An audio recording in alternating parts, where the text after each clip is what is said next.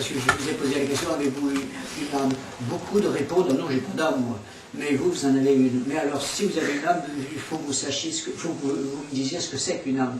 Parce qu'il y a des gens qui affirment en avoir, puis quand on leur demande qu'est-ce que c'est une âme, ils ne savent pas. Alors je leur dis, mais comment voulez-vous affirmer d'avoir une âme alors que vous ne savez pas ce que c'est?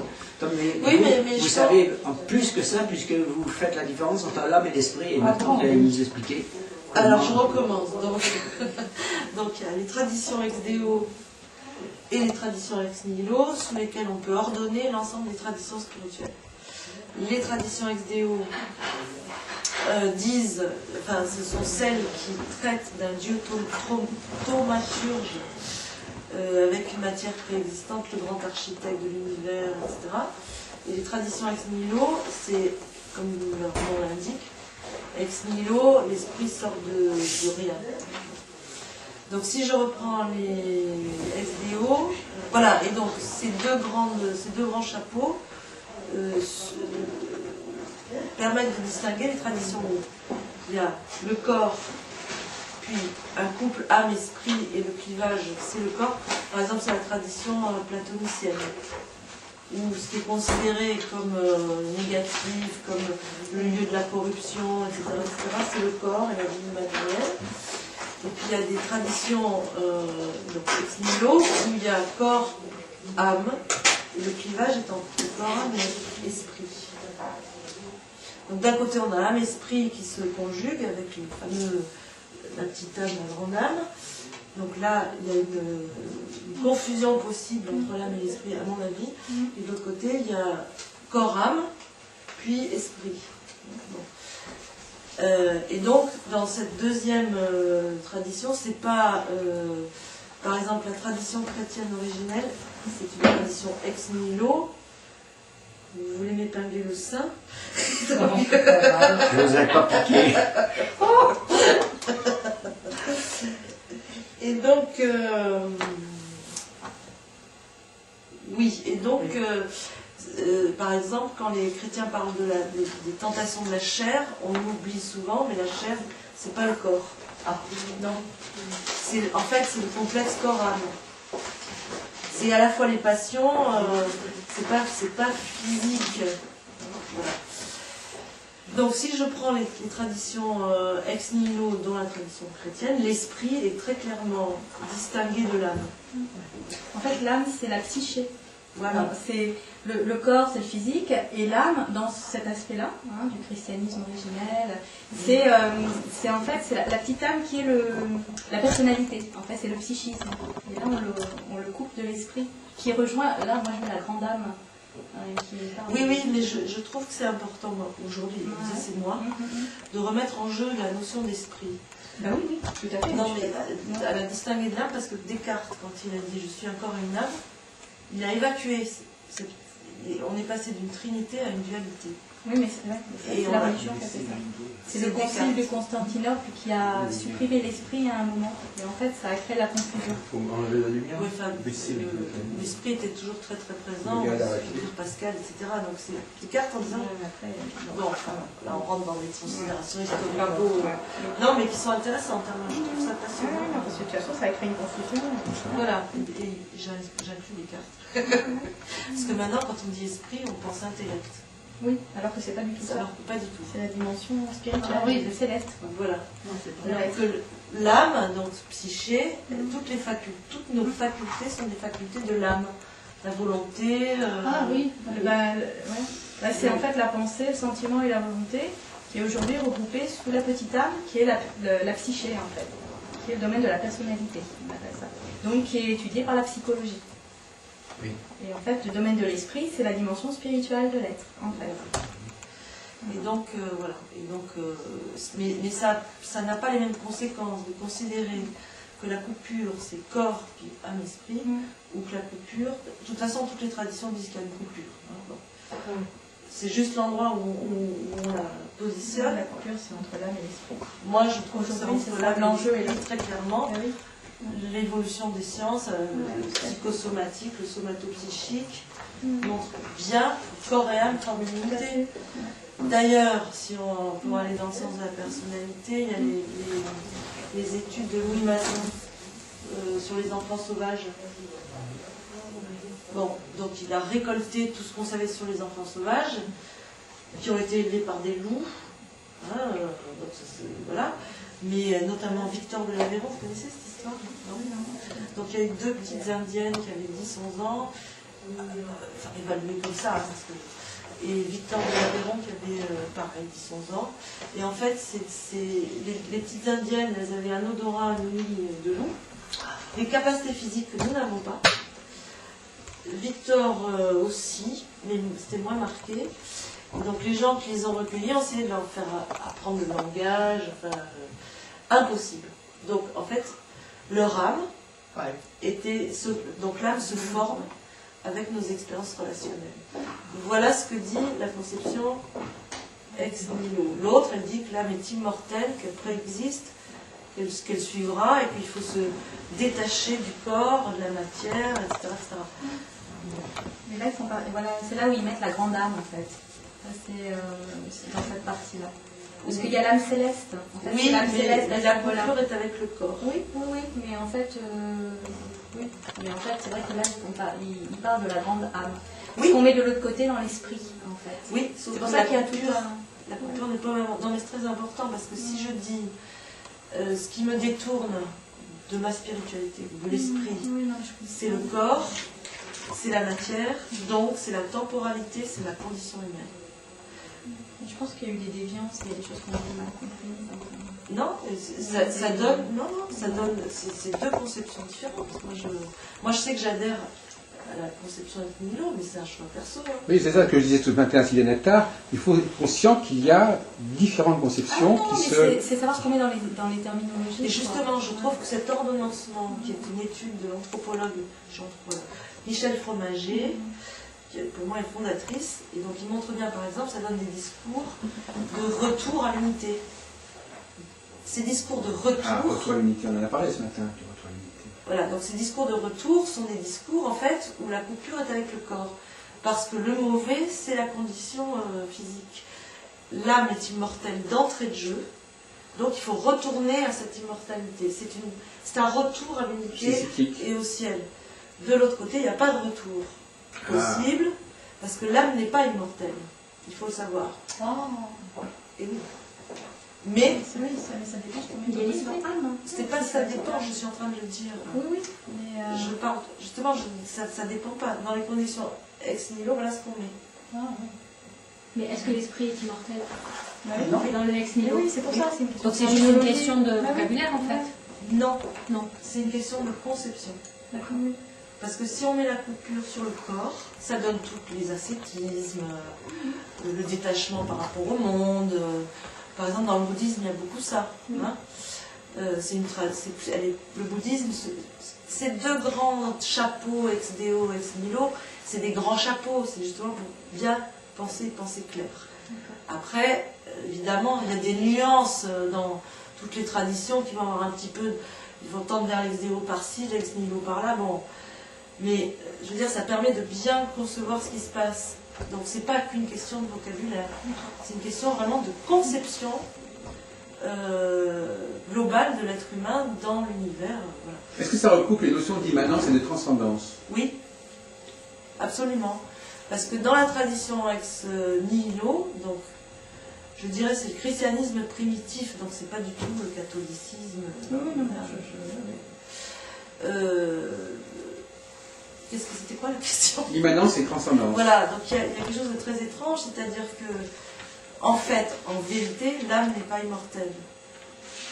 Donc il n'y a pas de retour possible. Je n'arrive pas. Non, mais je n'arrive pas avec une étincelle divine en moi qui a toujours existé, qui va perdurer. Donc ça, c'est dans le quoi, non? Dans le ex nihilo. Oui. Non, mais c'est dans le christianisme Primitif. Parce qu'en fait, moi, je fais un cheminement spirituel qui est basé sur le christianisme ésotérique, en fait. Oui, mais je ne sais pas ce que c'est. Voilà, donc c'est bon. C'est le courant du Graal, en fait. Donc il y a tout un. Et en fait, on a une âme, effectivement, qui est immortelle, mais qui n'est pas incarnée.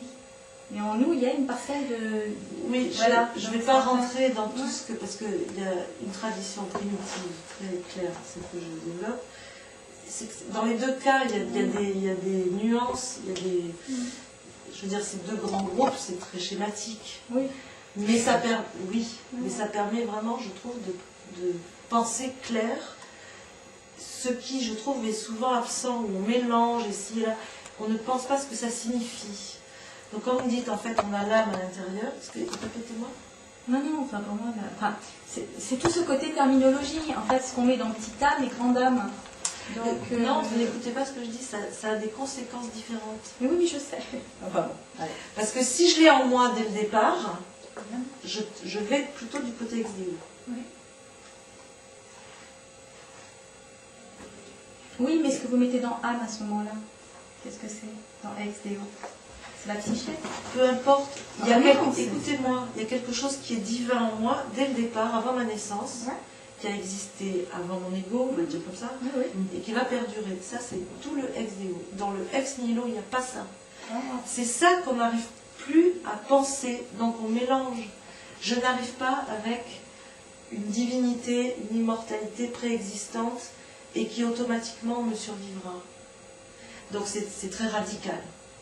Alors, moi je voudrais rebondir, moi je crois avoir bien compris ce que vous dites, je voudrais le traduire dans le langage de ce que nous avons dit ce matin, parce que curieusement, ça recoupe ce qu'on a dit ce matin, mais peut-être que les gens n'ont pas compris. Comment Je continue juste une chose, c'est que cet esprit n'a rien de personnel. C'est pas mon esprit personnel. Donc là, on va toucher des notions, la notion d'éveil par exemple. Hein. Mais cette tradition. C'est Windows. Ça n'a ni couleur ni odeur ni rien de sensible, c'est un autre monde. Et l'expression le corps est une concrétion de l'esprit, ça fait partie de quel des deux Après, voilà, après il y a des tas de nuances, je dirais qu'il y a des tas de nuances. Alors pour que dans la tradition ex-nihilo, donc où l'âme en vérité n'est pas immortelle, je n'ai pas une étincelle divine, immortelle, etc. Il y a par contre l'idée que dans le complexe Coram, il y a un flux spirituel rudimentaire. C'est pas mon esprit, c'est un flux spirituel rudimentaire qui lui a soif de se relier à l'esprit, à Dieu. Et donc après, si on lit bien la tradition chrétienne, c'est une invitation à dire oui à une demande de relation, non pas de fusion ou de retour, donc il y a un distinguo avec l'esprit, mais c'est pas gagné. Et oui, non, soyons clairs. Je veux dire, et par contre, on a la résurrection, donc c'est pas une immortalité, ça n'a rien à voir. C'est tout le complexe corps-âme-esprit qui s'unifie, et c'est l'esprit qui vivifie. Donc c'est l'esprit qui va permettre cette résurrection qui implique le complexe corps-âme dans son entier. Il n'y a pas de cadavre. Il y a un hypertexte métapsychique ou parapsychique ou supramentaux. Ils se font dans quel... Alors après, c'est là qu'il y a toutes les nuances incroyables. Ils se vont se faire entre... Déjà l'âme, ça s'élargit. L'âme au sens donné... qui se forme au fur et à mesure de l'expérience relationnelle humaine, et non pas l'âme au sens de quelque chose qui préexiste, dont on ne sait pas trop ce que c'est, qui est une étincelle divine, ou qui est... voilà, mais en fait on n'a pas de définition claire. Voilà. Parce que le zodiaque ou la poupée Barbie, ils se sont implantés, oui, toutes les idées et les concepts liés à tous les signes ou les archétypes, ils se sont imprégnés dans une certaine culture et maintenant ils habitent les êtres au tel point qu'ils les miment, même ces archétypes, le bélier en faisant comme ça, le taureau le tapant par terre. Et la poupée Barbie, elle a implanté dans l'esprit de la petite fille, du féminin, une corporalité, une ça pour moi c'est le complexe Coram, c'est-à-dire qu'on est formé par nos relations, donc toute la culture passe par là. Ah, oui. Donc toute la culture, donc ça élargit la notion d'âme à la dimension culturelle d'un pays. Là on dit comme ça, là on pense comme ça. Les conditionnements Oui. culturels. Oui, mais qui sont aussi, parce que qui sont des conditionnements et aussi des tuteurs d'accès. Ou des tuteurs de non-accès. À l'esprit. Voilà. Alors, est-ce que vous avez préparé quelque chose sur le choix de l'astrologie? Est-ce que vous êtes venu avec un document à nous présenter, ou bien vous êtes venu comme ça? Je suis venue comme ça, mais je trouve qu'on y va. D'accord. Elle a organisé pour moi dans les années 80 des conférences à Aix-en-Provence. Alors on se retrouve ici en même temps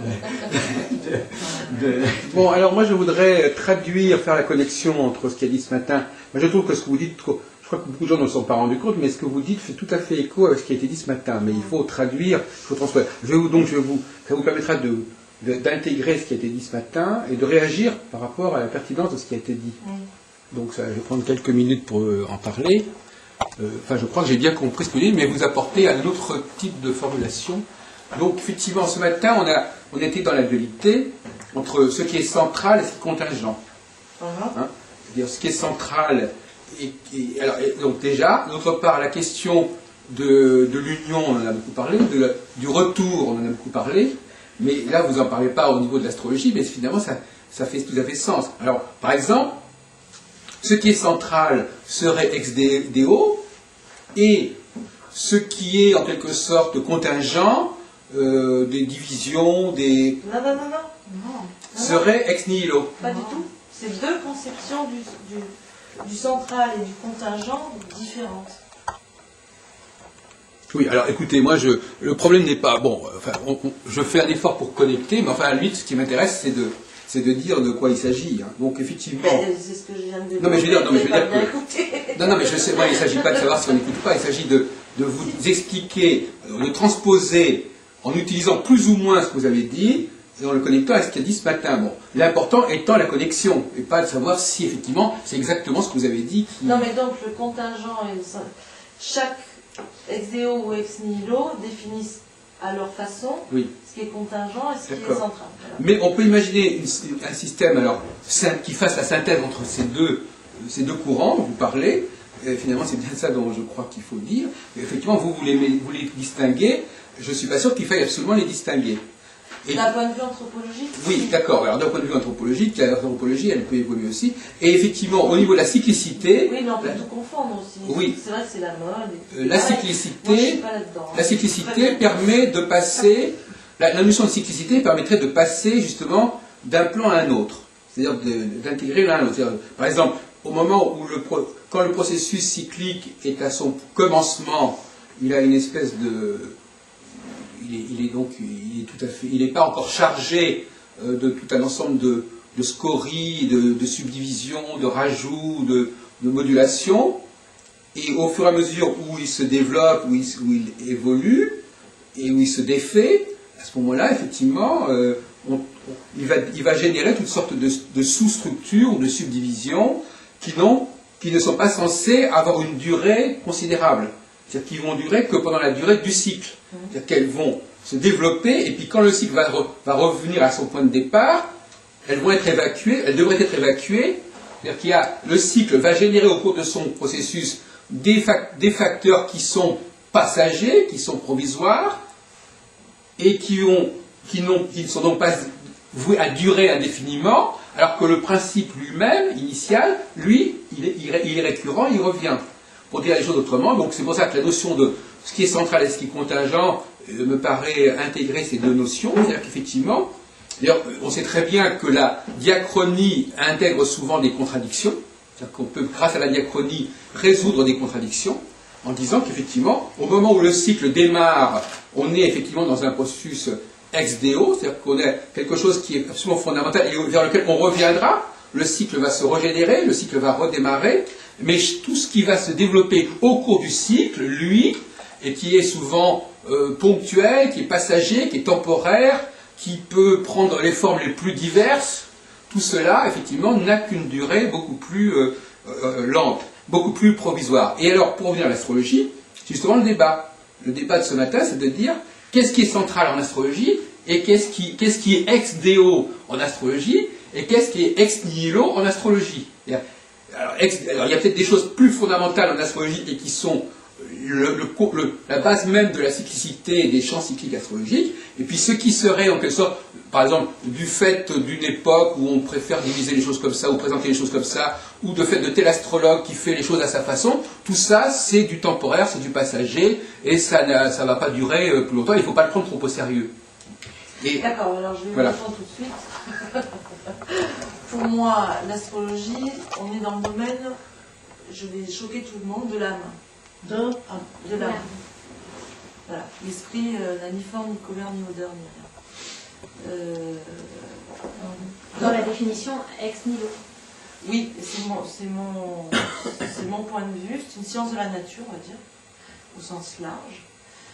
Dire ça c'est l'esprit en astrologie, pour moi c'est comme dire, je sais pas, l'homéopathie c'est la spiritualité, et l'allopathie c'est voilà, non, c'est notre richesse humaine. Et je laisse à l'esprit son mystère. Alors après, qu'est-ce qui est central dans ce cadre astrologique lui-même, ça c'est une autre question. Mais je ne crois pas qu'on puisse dire telle planète c'est l'esprit, non. Ah, mais j'ai pas dit ça, pas du tout dit ça. L'analogie. Pas du tout ce que j'ai dit. Alors vous n'avez pas entendu, alors je vous renvoie à la politesse. On y a une meilleure connaissance de l'âme ou de notre expérience terrestre. Je dirais, pour moi, c'est pas un moyen d'arriver à l'esprit. C'est un moyen de bien, par contre, de voir, oui, puis de voir ces mémoires dont on hérite, parce que on hérite de choses. Les conditionnements font partie, ce qui peut nous bloquer, par exemple Saturne, ce qui peut nous peser, par exemple Pluton, ce qui peut nous libérer, par exemple, je schématise, l'Uranus serait peut-être, à condition que Saturne soit intégré. Donc, par contre, effectivement, par rapport à ce que dit Jacques, oui, au niveau des cycles, les périodes de redémarrage, c'est pour vous répondre, Jacques, vous m'écoutez. Oui. Il y a quelque chose, effectivement, en prenant toutes les nuances qu'a développé Rudyard, d'ailleurs, du redémarrage, donc d'une liberté, parce que l'esprit est une liberté, en fait. Le souffle, tu ne sais pas où il va, ni d'où il vient, enfin, voilà, qui est plus... Mais enrichi de l'expérience du cycle précédent. Oui, oui. Pour voir que c'est une hélice ascendante. Ou des fois descendante, hélas. Oui, mais alors le paradoxe, c'est que cette liberté n'est possible, car la liberté au début d'un nouveau cycle n'est possible que parce que ce qui s'est accumulé au cours du précédent cycle a pu être évacué. Si ce qui a été accumulé et créé au cours du précédent cycle se maintient, il n'y a pas le nouveau cycle va être plombé par toute cette accumulation. Donc il faut faire le ménage. Oui, mais si vous voulez, c'est ça le paradoxe. C'est-à-dire qu'on ne peut pas... Je veux dire... je reprends l'exemple des enfants élevés par des loups. Ils n'ont pas, justement, grâce à ces conditionnements et à ces mémoires, enfin, je veux dire, ils n'ont pas le tutorat, les structures. Le bagage. Les structures, c'est pas des bagages, c'est des structures qui leur permettraient de se tourner délibérément vers l'esprit. Donc, quelque chose qui s'est fossilisé, qui s'est cristallisé. Oui, et si on ne les a pas du tout, si on se fossilise avec des mémoires de loup, on n'a pas les tuteurs, il faut le dire, Dominique, une étude très très intéressante de Dominique, Dominique Riveux, ça vous dit rien, Riveux, qui compare tous les textes qui parlent de la vie post-mortem. Il fait un comparatif. Qu'est-ce qu'ils nous disent si je les compare là? Cela dit ça, cela dit ça. Chez les uns, il y a des divinités terribles, chez les autres, il y a ci, ça. Bon, c'est un maelstrom pas possible. Mais en fait, elle repère quelque chose de fondamental, qui est qu'en fait, les âmes défuntes, je schématise, rencontrent un monde fantasmagorique, donc on pourrait dire l'âme au sens large, avec ces anges, ces démons, ces fantasmes, ces trucs, ces machins, l'astral, pour le dire autrement, qu'ils soient négatifs ou positifs, on s'en fout. Et qu'en fait, ces âmes défuntes sont invitées à faire des traversées, sur le Nil, des traversées de champs, et qu'elles y arrivent dans la mesure où elles disposent de ce que cette femme appelle, pour résumer ces choses qui se ressemblent, des mots de pouvoir. C'est-à-dire justement ce qu'une éducation de structure qui dit il y a le corps, l'âme et l'esprit, donc ta vie, oriente-la plutôt vers l'esprit, enfin c'est toutes les traditions, permettent d'acquérir, et d'acquérir comme réflexe à sortir, c'est ce que disent les Tibétains, que c'est au moment de la mort qu'il faut avoir l'esprit éveillé pour passer. Donc voilà, donc ces scories accumulées, il y a du bon et du mauvais dedans, il y a aussi du bon.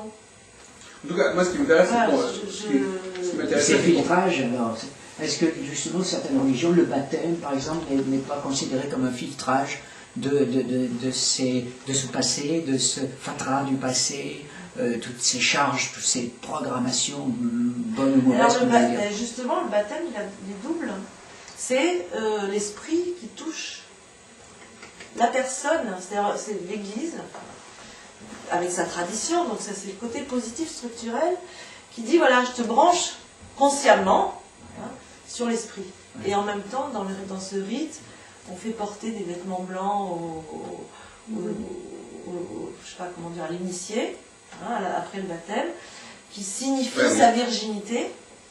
Donc justement que grâce à ce rite et du coup à la présence de l'esprit qui est branché, eh bien il retrouve une pureté, c'est-à-dire il peut se débarrasser effectivement de tous ces... Michel Serres, d'ailleurs, il a employé cette expression-là, le philosophe Michel Serres, il parle d'un état de blancheur pour parler d'un état d'indifférenciation. Et il faut arriver au moment lorsque un nouveau cycle, pour arriver à vivre bien un nouveau cycle, il faut parvenir à un état de blancheur. C'est-à-dire, il faut qu'il n'y ait plus de dualité, il faut que toutes les contradictions se résolvent. Il faut conceptualiser suffisamment bien pour que ce qu'on croyait être différent soit intégré dans un seul et même concept. Puisque toutes les différences, justement, elles sont... Le cycle est là pour... C'est l'union, le cycle. C'est la conjonction. Donc, tout ce qui peut... ce que j'appelais la Terre, tout ce qui peut sembler être des objets différents, se retrouve intégré en un seul et même objet.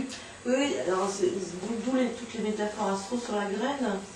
Par exemple, le poisson, c'est ça que vous dites. Cette phase poisson. C'est la phase O. La phase O, c'est la phase conjonctionnelle. Et la phase terre, c'est lorsque cette conjonction, progressivement, elle se défait et qu'il y a toutes sortes de clivages, de cloisonnements qui s'accumulent et de diversification, d'apparence de diversification, mais qui n'ont qu'une... Tout ce qui est de l'ordre de la diversité est passager, en fin de compte. Il n'y a que l'unité qui est, en fin de compte, par exemple, dans ce que vous dites vitale. De cet état de blancheur qui est un état... Oui, Michel Serres, il dit, par exemple, Michel Serres, il dit, d'ailleurs c'est amusant, vous pouvez bouger ça.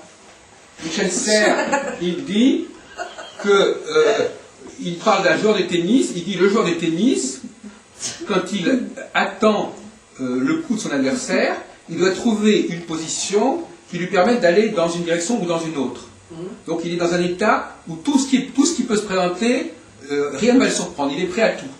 Mais il faut qu'il trouve une position qui soit exactement la plus appropriée pour que...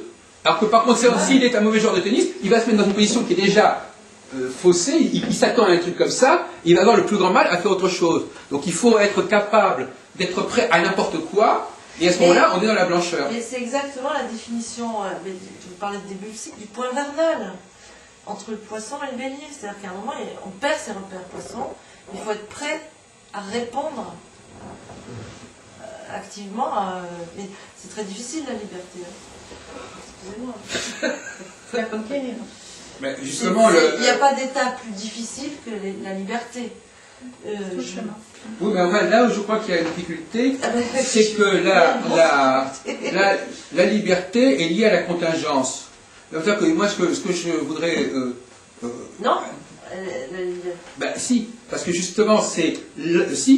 alors, parce qu'il y a un moment très particulier. Au moment de la conjonction, il y a un moment de la conjonction... C'est comme le solstice, si vous voulez. Au moment de la conjonction, on n'est pas encore... C'est comme la fameuse affaire de la nouvelle lune et du tout premier croissant de lune. Hein, vous savez que, en fin de compte, dans les traditions sémitiques, le début du mois, c'est pas la nouvelle lune, c'est quand on commence à voir un tout début de lumière. Bon, donc c'est légèrement décalé. Alors effectivement, ça c'est vrai chez les juifs, c'est les musulmans, c'est ça le calendrier lunaire, c'est le premier croissant après la nouvelle lune. Enfin, le premier croissant, c'est-à-dire le premier fil de lumière après. Donc, entre le moment où on a la nouvelle lune, qui est une blancheur totale, et le moment où on commence à entrer dans une manifestation, eh ben, il y a déjà un changement. Il y a un changement. Alors cette nouvelle lune est nécessaire pour qu'il y ait pour qu'il y ait liberté, il faut qu'on ait renoncé à la liberté d'avant. Voilà. C'est-à-dire que toutes les libertés accumulées doivent être résorbées pour que laisser un nouvel espace de liberté. Parce que si les anciennes libertés se maintiennent, l'espace où la liberté pourra se constituer, il est fermé. Ben, il est voilà. conditionné. Voilà, c'est ça. Et donc tout le débat, ma chère Ilia, ce matin, était la question de savoir quelle est la marge de liberté que l'on peut mettre en place en astrologie, c'est-à-dire quels sont les éléments sur l'astrologie qui doivent se maintenir de façon récurrente, et quels ceux sur lesquels il peut y avoir une créativité, une innovation, une liberté de l'astrologue, etc. Voyez-vous, c'est-à-dire faire la différence entre... Excusez-moi. Non, continuez. Alors, par exemple, est-ce que le phénomène que l'on constate dans l'acacia, qui change la chimie de sa sève pour dès que les herbivores ou les chameaux arrivent, est-ce qu'il y a déjà, c'est des phénomènes de cette même nature, d'interconnexion ou de métacognitif entre des vies différentes qui peuvent dépendre l'une de l'autre dans leur survie ou dans leur alimentation? Est-ce que c'est déjà dans le domaine de l'esprit, ce phénomène? Pas pour moi. Non. Mais parce que moi, je prends une position radicale. Et c'est mon choix. Attention. C'est ce qui me parle à moi. Du ex nihilo. Ces phénomènes dont vous parlez, c'est des phénomènes de la nature, des relations entre espèces, voilà, c'est cette merveilleuse, si je reprends la tradition, création, hein, qui est un ex nihilo. Donc, je ne sais pas ce que vous avez introduit pendant que j'étais en... Les chèvres et les acacias. Oui, bon, alors, effectivement, donc l'interpellation que je voulais vous faire, c'était de savoir, sur le terrain pratique de la tradition astrologique, qui elle-même, et c'est d'ailleurs intéressant, elle parle de cycle, mais elle est elle-même vouée au cycle. Oui. C'est-à-dire qu'elle-même, elle est supposée passer par un cycle. Oui. Et donc les astrologues ne doivent pas se contenter de parler du cycle des autres, ils doivent s'interroger sur le cycle de l'astrologie. Oui. Ce qu'ils ne font pas, d'ailleurs. C'est-à-dire que c'est assez, comme on dit, les cordonniers sont les plus mal chaussés. Non, il y en a plein qui le font. Enfin, ils le font jusqu'à un certain point. En tout cas, quand on leur demande de réfléchir sur l'astrologie, et sur son devenir, et sur ce qu'elle peut changer, etc., c'est pas évident. Parce que justement, on va nous faire passer ce qui est de l'ordre de l'ex-nihilo pour de l'ex-déo. Notre amie, et réciproquement. Oui, voilà. Notre amie, par exemple, Sylviane Attard, elle nous explique, tout à l'heure, elle nous expliquait que le zodiaque, par exemple, le zodiaque, et c'était d'ailleurs un des débats, est-ce que le zodiaque, comme subdivision du cycle, comme une façon de parler du cycle, ou d'un certain cycle, ou de certains cycles, est-ce que c'est quelque chose qui est en lui-même aussi important que le cycle lui-même, ou est-ce que ce sont des contingences qui permettent, comme d'autres contingences, de structurer le cycle, et qui sont, en quelque sorte, amovibles, interchangeables, etc. Est-ce qu'il y a une interchangeabilité des subdivisions du cycle?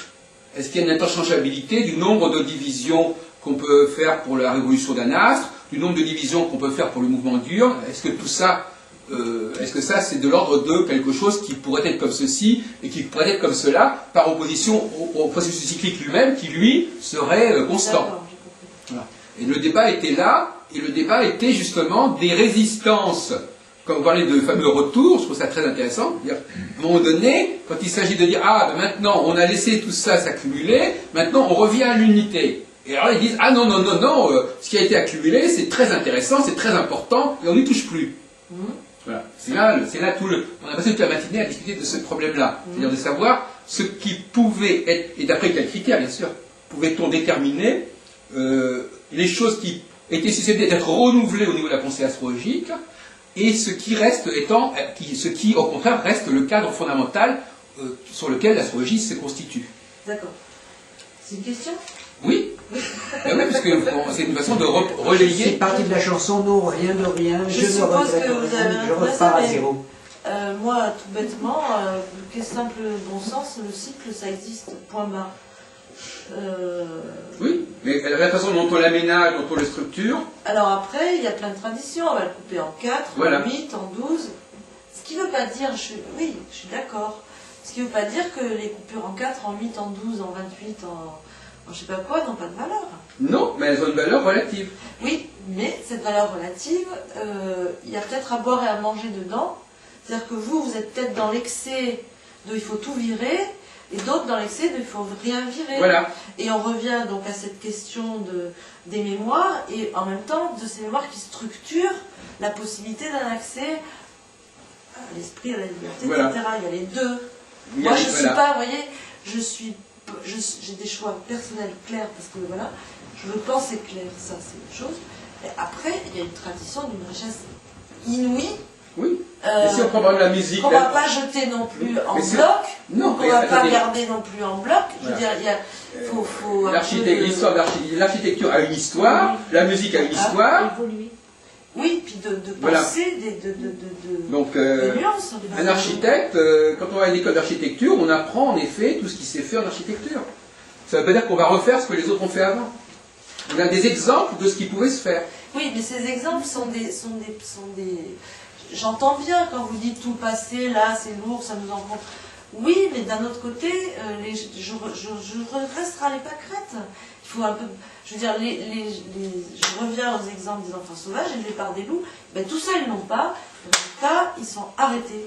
Donc, je crois que c'est toute la difficulté de la condition humaine, toute la difficulté du chemin de l'éveil, c'est qu'il faut déjà se conditionner, être conditionné, structuré. Oui. Mais enfin, si on Ensuite déblayer, Oui. et à un moment il y a l'éveil, réservé à très peu de gens. prend le problème au niveau de la consultation astrologique, pour être très concret, Oui. si l'astrologue n'a pas compris, il n'a pas intégré la notion de cycle, il ne va pas pouvoir aider ses clients à la vivre correctement. On est bien d'accord là-dessus. Oui. Bon, donc, imaginons quelqu'un qui, par rapport à la notion de cyclicité, a des difficultés à évacuer des choses qui se sont instaurées, qu'il a instaurées, etc., et qu'il n'arrive pas à renouveler et à évacuer certaines choses, il est à craindre qu'il ne puisse pas non plus aider ses clients à vivre cela. Mais C'est un problème. Donc moi, quand un astrologue me parle d'une certaine manière de l'astrologie, je me dis, aïe aïe aïe, qu'est-ce qu'il va faire au niveau de sa consultation astrologique, hein? Mais ça c'est valable dans tous les métiers, pardon. En Oui. médecine, Mais il se trouve qu'en astrologie, on est quand même... en architecture. Oui, parce que en je astrologie, suis on est supposé parler de la cyclicité et on est supposé conseiller en matière de cyclicité. Donc on est quand même directement et plus directement concerné que dans d'autres disciplines. Non, mais ce que je veux dire, c'est que vous dites. Non, parce que l'exemple que vous avez pris, c'est si la personne n'a pas évacué, etc., qu'est-ce qu'elle va faire avec la cyclicité? Ben oui. Est-ce qu'elle va aider son client à... Si la cyclicité est un élément essentiel de renouvellement de la personne, hein, bon, on est bien clair que si l'astrologue, soit par rapport à lui-même, soit par rapport à l'astrologie elle-même, soit par rapport aux discours qui sont tenus à ses engagements, si l'astrologue a des difficultés pour des raisons qui peuvent être liées à son histoire, d'ailleurs, il a des difficultés à maîtriser la problématique du retour, la problématique du cycle, c'est-à-dire qu'il n'arrive pas à distinguer ce qu'il faut absolument préserver. C'est la fameuse histoire du bébé et de l'eau du bain. Il n'arrive pas à distinguer le bébé et l'eau du bain. Pour lui, l'eau du bain, il la garde en même temps que le bébé. Il y a un problème. L'eau du bain, c'est ce qu'on évacue. Le bébé, on le garde. On est Donc, d'accord. dans votre discours, la cyclicité, c'est quoi le bébé? Eh bien, le cycle, par exemple. Mais Je attendez. ne comprends pas ce que vous. Non, parce que c'est Je comprends pas. un truc de poupée russe. Il y a des tas de problèmes qui s'insèrent les uns dans les autres. D'ailleurs, on en a parlé à plusieurs reprises, c'est beaucoup plus compliqué que ça. Mais à un premier degré de discussion, le cycle, le principe du cycle, bien que, on en a parlé ce matin, quel cycle, combien de cycles, etc. Mais le principe du cycle, avec cette problématique effectivement de renouvellement et de développement et d'évolution, ça c'est fondamental, ça c'est le bébé. D'accord. Maintenant, comment on va illustrer, comment on va incarner ponctuellement ce cycle au cours d'une phase de cycle, Oui. ça c'est l'eau du bain. Oui. Bon, voilà. Et l'eau du bain, ben, quand il y a un nouveau cycle, une nouvelle conjonction par exemple qui se fait, ben, l'eau du bain, on la on l'évacue pour pouvoir laisser de la place à pour laisser de la place à de nouvelles initiatives. Regardez par exemple les gens qui viennent. Pourquoi est-ce qu'il y a des gens par exemple qui ne viennent plus à l'astrologie aujourd'hui? Pourquoi est-ce qu'il y a tellement de personnes qui ne veulent plus faire de l'astrologie, ou pourquoi on ne recrute pas à l'astrologie? Parce que justement, instinctivement, ils se rendent compte qu'il n'y a plus rien à y faire. Puisque précisément l'astrologie n'évacuant pas, ne libérant pas régulièrement et périodiquement un certain espace de liberté, en évacuant un certain nombre de constructions qui ont été faites, eh bien à ce moment-là, il n'y a plus de place pour innover, il n'y a plus de place pour apporter quelque chose. Oui, mais je peux vous... Moi, quand je suis entré dans l'astrologie il y a 40 ans, il y avait cette capacité de renouvellement de l'astrologie qui invitait des gens à entrer dans l'astrologie parce qu'ils voyaient que l'astrologie était capable de se renouveler. À partir du moment où l'astrologie n'est plus capable de se renouveler, ben, les gens n'y vont plus. Oui, mais deux choses. C'est un problème social général aujourd'hui. Je veux dire, on est dans le monde de l'expertise, avec des certitudes carrées, finies, terminées, et je ne peux pas demander... Je veux dire, on est dans le monde de l'émiettement des connaissances. Oui. Donc, l'astrologie, alors, avec ses horoscopes... Admettons. Bon, d'accord, c'est pas une raison pour l'accepter. On peut constater effectivement que si l'astrologie est actuellement... Et par ailleurs, dans ce monde de l'expertise et de la certitude, etc., je suis désolée, mais il y a beaucoup de gens qui attendent... Moi, je me suis... de l'astrologie, des formes de voyance et donc de fixité qui sont le contraire justement de la liberté.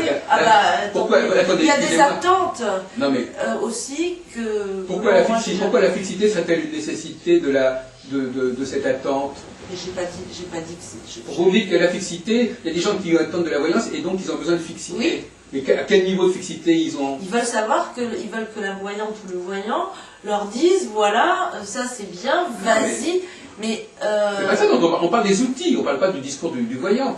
Mais si le voyant, on peut très bien renouveler les outils. Oui, mais on peut renouveler les outils et répondre à des attentes, ce que font beaucoup d'astrologues, parce que, voilà... Attendez, là, c'est un autre problème, ça. Bah oui, mais mais ça, c'est... Attendez, là, il ne faut pas... L'astrologie capable de se renouveler, oui. Donc si je m'en tiens là, et à cette notion de liberté qu'on a, c'est une approche libre. Elle est capable de se renouveler, et en étant capable de se renouveler, elle permet aux astrologues d'être libres. Oui. Parce qu'elle permet aux astrologues d'apporter des éléments nouveaux à un cadre, à une base qui est commune, en fin de compte. Mais le problème, c'est effectivement de savoir qu'est-ce que constitue cette base. Et on s'aperçoit que sous le nom de base, on a intégré des éléments qui ne sont pas de l'ordre de la base. C'est ça le grand problème. Voilà. C'est-à-dire qu'effectivement, on a introduit subrepticement, on a introduit, pour éviter justement ce processus de renouvellement, on a introduit des choses qui n'ont pas à y trouver. Oui, mais elle a raison de pointer. Je veux dire, moi, je vous parle de ex deo, ex nihilo, je vous dis, moi, j'ai fait un choix, c'est mon choix. Elle a raison de pointer que ce que vous décrétez est une vraie base et les autres, c'est pas des vraies bases, il y a d'autres points de vue. Par exemple, le zodiaque, dont, si j'ai bien compris, il est un surplus ajouté aussi. Ouais. Vous allez voir ce que vous appelez du zodiaque. Le zodiaque, en tant qu'écliptique. Attendez, il faut distinguer. Attendez, ça dépend ce que vous entendez par zodiaque. C'est ça que j'entends. Zodiaque, c'est quoi le zodiaque? Il faut distinguer dans le zodiaque l'écliptique. On ne va pas changer l'écliptique, d'accord? Le principe de subdiviser l'écliptique en un certain nombre de secteurs, c'est pas non plus problématique. Le problématique, c'est le fait c'est les divisions elles-mêmes et c'est le contenu qu'on donne à ces divisions. Hein, c'est pas le zodiaque, non, parce que astronomiquement, quand on dit le zodiaque, comment? Non, astronomiquement, quand on dit non, on est en astrologie, donc le zodiaque, bélier, taureau, gémeaux, c'est ça dont on parle. Oui, c'est ça qu'on parle. 12 signes. Oui. Je suis râle pas crête, moi. Voilà. Oui, essayez. Non, mais je suis râle pas crête, ça veut pas dire que je pense pas clair. Oui. Donc c'est de ça dont la vous question, est-ce qu'on continue, vous êtes en train de dire, les cycles ça existe, il y a des ça là, mais le zodiaque avec le bélier c'est ça, le taureau c'est ça, tout ça c'est pas une vraie base. C'est pas une base. Voilà. Donc ça c'est votre point de vue. C'est ouvert mon point de vue. Attendez, il faut distinguer. Non, attendez, il faut vous déterminez que ça c'est une vraie base. Non, c'est pas mon point de vue. Attendez, bon, enfin là c'est un problème. Il y a un problème de langage qui ne va pas. Il y a une différence entre les fantaisies des uns et des autres. Hein? Vous parlez à quelqu'un qui pense très clair. Non, mais je veux dire que ne dites pas mon point de vue. Ne dites pas mon point de vue, parce qu'à ce moment-là, tout le monde a un point de vue, vous comprenez? Bien sûr. Donc moi j'ai un point de vue, X a un point de vue. Bon, alors si vous mettez tout le monde au même niveau, ça ne va pas. Je suis désolé, non, mais c'est une question de respect de l'autre. Ce n'est pas un point de vue. Le respect de l'autre commence par justifier votre vérité absolue pour tout le monde, que le zodiaque est à jeter. Pourquoi? Oui, mais c'est pas un point de vue. Non, mais justement, pourquoi c'est pas un point de vue? Comment? Parce que si vous mettez sur le même point Non, pourquoi c'est pas telle un point de vue? invention de XY, on veut dire que vous mettez sur le même point tous les discours qui peuvent être tenus par tout le monde. Non, non, pas moi. Ben si. Vous dites mon point de vue. Alors on va dire Dominique a son point de vue, machin a son point de vue, etc. D'accord, je suis Bon, d'accord alors avec donc vous ça. respectez les gens, vous dites non, il faut trouver un autre langage quand vous communiquez Très bien, avec. Vous trouvez une autre façon de présenter les choses. Parce que si vous prenez une expression complètement nulle comme un point de vue, bon moi ça ne m'intéresse pas d'avoir un point de vue, voyez-vous. Très bien, alors. Puisque ce n'est pas un point de vue, mais une vérité. Non, c'est pas une vérité. C'est l'impression qu'il y a un problème de vocabulaire là. Écoutez, il y a une question de clarté d'esprit. Quand vous Oui, bah, dites, justement. quand vous Là, on dites, mélange tout. quand vous dites, il y a des vraies bases et des bases pas vraies, Oui. qui sont des accumulations de fantaisie. Si j'ai bien compris, dites-moi si je me trompe, Oui. à vos yeux, dans votre discours en tout cas, le zodiaque fait partie de ces surplus, de ces fatras accumulés dont on devrait se débarrasser parce que c'est pas une vraie Oui, c'est base. ça, oui. Très bien. Comment vous justifiez cette prise de position? On en a parlé très longuement ce matin. On en a parlé ce matin. On vient d'en parler même tout à l'heure. La subdivision d'un processus n'est pas le processus. D'accord? C'est-à-dire qu'il y a 50 façons d'accommoder un processus. D'accord? Donc, de toute façon, tout le monde est obligé d'être d'accord qu'il y a toujours un cadre.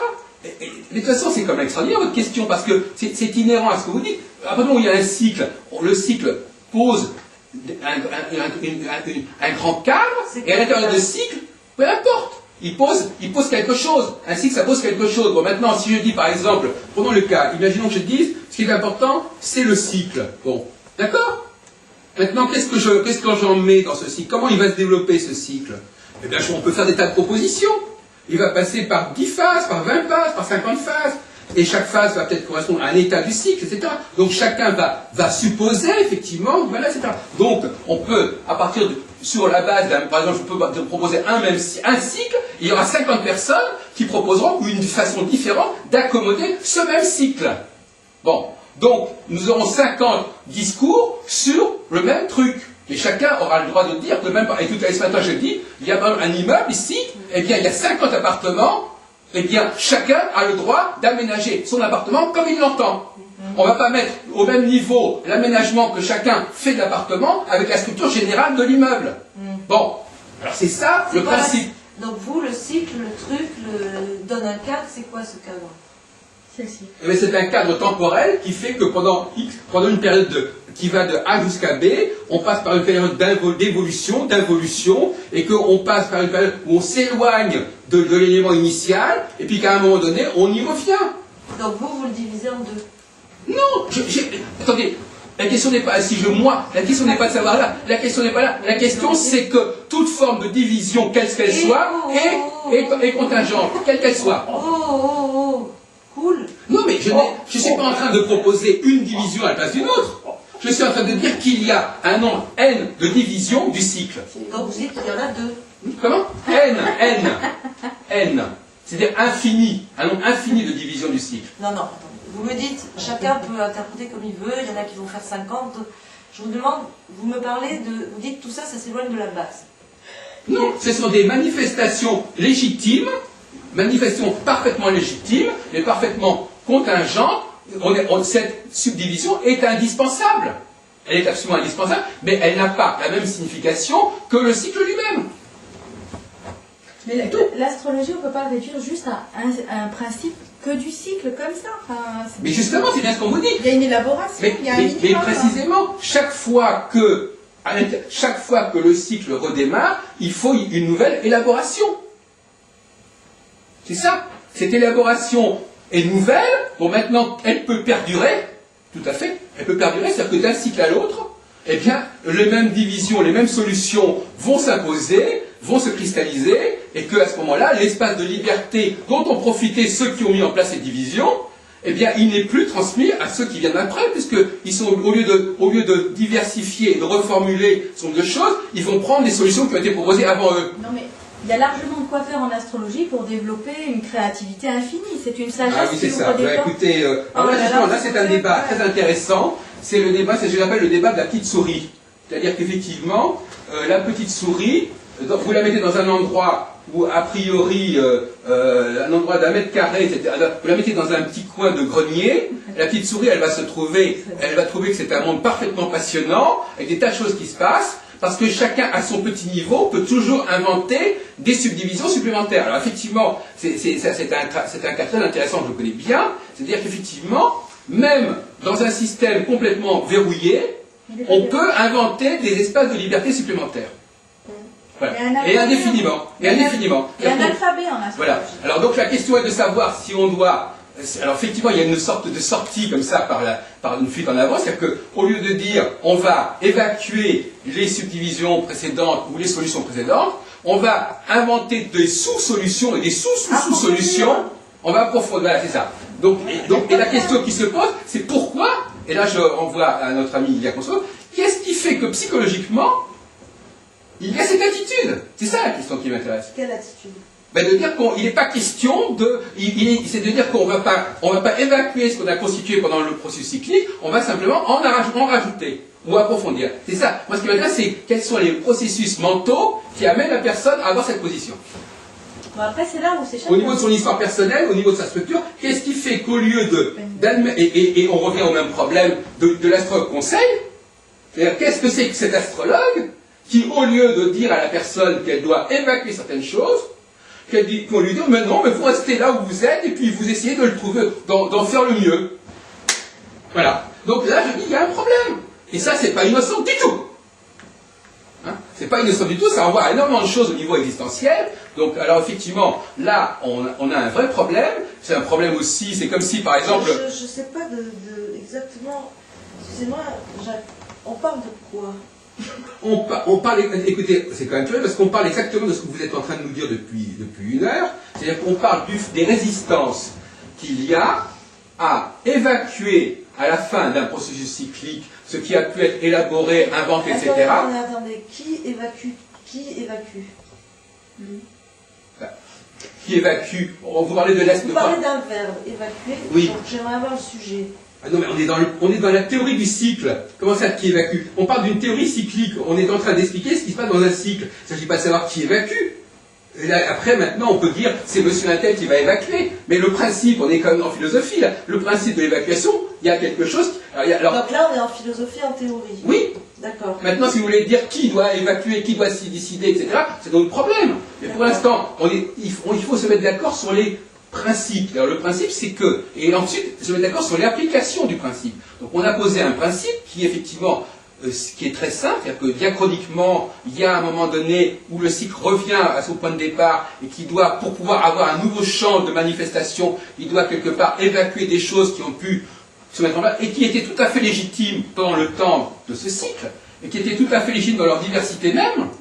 À un moment donné, il y a un rassemblement, il y a une réunion, il y a une conjonction. Et à partir de ce moment-là, il faut que pour qu'il puisse déployer à nouveau, il faut qu'il y ait un nouvel horizon, pour qu'il puisse se redéployer et se remanifester de diverses façons, il faut qu'il ait de la marge. Si effectivement tout ce qui... Bon, ben voilà. Et alors? Il y a des résistances par rapport à ça. Ah bon?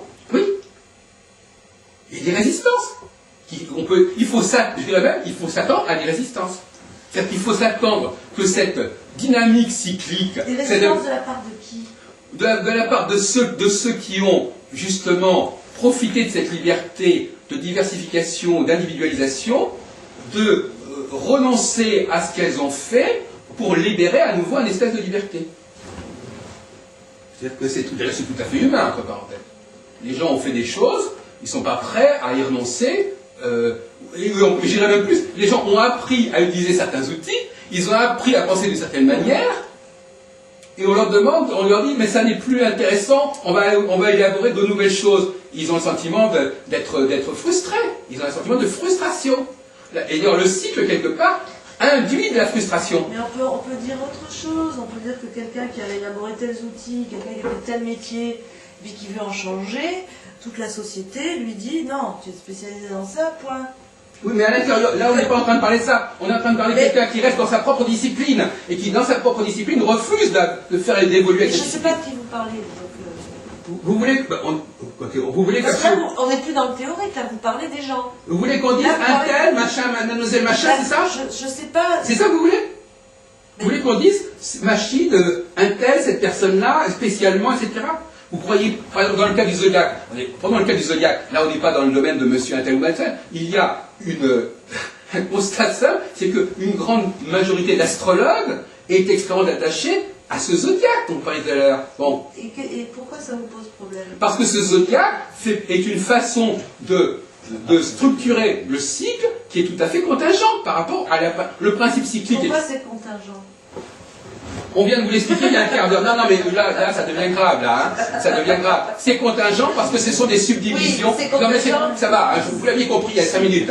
C'est contingent parce qu'il n'y a pas les deux subdivisions, il y en a 12. Moi, je vais vous dire... Non, pas parce qu'il y en a 2 ou 12. Parce qu'il y en a et que ces divisions sont des solutions parmi d'autres. Et qu'on peut en inventer d'autres. D'accord, alors moi, quand je vous écoute... Ne posez pas le 2 et le 12. Qu'est-ce que c'est que cette histoire de 2 et du 12? J'ai jamais parlé des 2. Depuis que je parle, j'ai jamais employé le mot 2. Non, vous l'avez dit.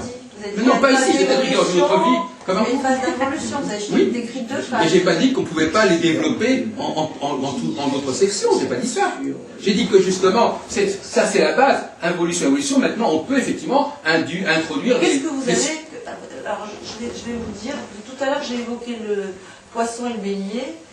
Et ça, vous n'avez pas demandé ce que j'ai dans mon thème, hein, écoutez. Mais bon, non, mais qu'est-ce que oui. vous avez... Qu'est-ce que vous avez? Quelle est votre question? Parlons d'évacuation de l'ancien pour laisser place au nouveau. Oui. Il y a certaines choses qui sont évacuées, d'autres choses qui sont à maintenir, on est d'accord là-dessus? D'accord. Bon. Mais vous insistez beaucoup sur l'évacuation... Non. J'insiste pas spécialement, j'ai dit que pour que le cycle puisse se renouveler, il doit y avoir des éléments d'évacuation, c'est tout. Même que pour manger, il faut avoir à évacuer ce qu'on a mangé. C'est de ça dont vous parlez, de la résistance des astrologues à évacuer. Mais d'une manière générale, pas que des astrologues. La résistance, la pathologie de la résistance devant des tas de situations de ce genre. Bon, donc on parle du problème de l'évacuation. Voilà. Oui ou non? Les discours de légitimation du refus d'évacuer. Voilà. Je sais pas. C'est ça. Donc c'est de ça qu'on parle. Oui, voilà. Donc comme je l'avais dit il y a 3 minutes. Oui, et moi quand je l'ai dit depuis une demi-heure, oui. Eh bien, permettez-moi, sans monter sur vos grands chevaux, illico, parce que je vais employer un mot qui vous fait bondir, c'est que cette subdivision périmée du zodiaque, par exemple, décrit quelque chose de très intéressant, le poisson et le bélier. Oui. Le poisson, dont on dit, par exemple, c'est la confusion, donc on est juste avant le début de cycle. Oui. Donc on dit que c'est une phase où on se défait, où on se démet, où on se... Voilà, et ben moi je vois pas pourquoi, et vu mon expérience, je dirais que c'est pas valable. Ah bah, est-ce que je dis que c'était pas valable? Ben si, c'est une subdivision en 12 qui est un peu arbitraire. Non, mais ça, vous parlez pas de la division en 12, vous parlez de 2 signes là. Vous parlez du poisson et du bélier, c'est pas divisé en 12. Vous prenez justement l'exemple. Non, mais attendez alors. Non, mais vous plaisantez. Non, alors soyons de mauvaise foi. Non, mais attendez, je parle du zodiaque qui divise en 12. Oui, mais là, vous nous parlez du poisson, vous nous parlez du dernier signe et du premier signe. Effectivement, c'est tout à fait un cas particulier. Vous prenez un cas tangent. Il est évident que, effectivement, au niveau du discours sur le zodiaque, il est évident que le discours concernant le dernier signe et le premier signe relève déjà d'une réflexion sur la cyclicité. Donc on est là dans la dualité de toute façon. Donc le cas, c'est un très mauvais exemple que vous avez choisi, puisque effectivement, dans ce cas-là, on est complètement en phase avec un discours fondamental sur le cycle. Bon, mais d'induire de là, de passer du poisson au bélier et dire que tout le zodiaque est valable, c'est une extrapolation inacceptable et abusive. C'est comme quelqu'un qui vous dit, regardez, la Lune, le Soleil agit sur nous, donc toute l'astrologie fonctionne. Bon, je sais pas ce que vous voulez. Non mais, en tout cas, je suis d'accord avec vous, ce que vous dites sur le poisson et le bélier est tout à fait pertinent. Mais ça ne va pas sauver le zodiaque. Ça veut dire simplement que les astrologues, d'ailleurs, entre le problème du poisson et du bélier, où effectivement on a une fin de cycle et un début de cycle, ça effectivement les astrologues sont obligés effectivement d'articuler le zodiaque sur une cyclicité, donc il n'y a pas de problème. Effectivement. Donc vous avez choisi exactement le moment où effectivement le discours sur le zodiaque coïncide exactement avec la théorie de la cyclicité. Mais vous auriez pris le cas du Gémeaux. On parle de sol, je veux dire. Ah oui, d'accord. Donc vous avez choisi comme par hasard le seul exemple, le seul cas où ça marche. De l'évacuation et de l'ouverture. Et pourquoi voudriez-vous qu'un discours qui nous parle de la fin d'un processus et du début d'un cycle fasse problème? Il ne fait pas problème. Mais c'est pas le problème du zodiaque. Le problème du zodiaque est beaucoup plus compliqué que l'exemple que vous avez donné. Voilà. Enfin. Donc, hein, bon. Alors, c'est une tentative désespérée. Alors, donc, effectivement... C'est une tentative désespérée. Non, mais je veux dire que c'est pas le même problème. Je veux dire que... Désespérée de quoi? De quelle le problème que j'ai posé, je vous ai posé une question simple, quelles sont les raisons de résistance? De résistance à quoi? À l'évacuation, Ben, je vais vous répondre, voilà. Très simple. Bon. C'est qu'on rentre dans la liberté. Mais précisément pas, parce que justement cette résistance va empêcher la liberté, justement. Mais parce qu'on en a très peur. Voilà. De la liberté. Eh bien, alors voilà. Et la liberté, voilà. ça veut pas dire... Mais attendez. Voilà, on est d'accord. On est d'accord. Qu'est-ce que ça veut dire pour vous, liberté? Écoutez, je peux vous en parler longuement. Liberté. Ça veut dire j'ai le droit de foutre en l'air toute la tradition. Pour moi, c'est très Pas du tout. La cyclicité, c'est pas tout.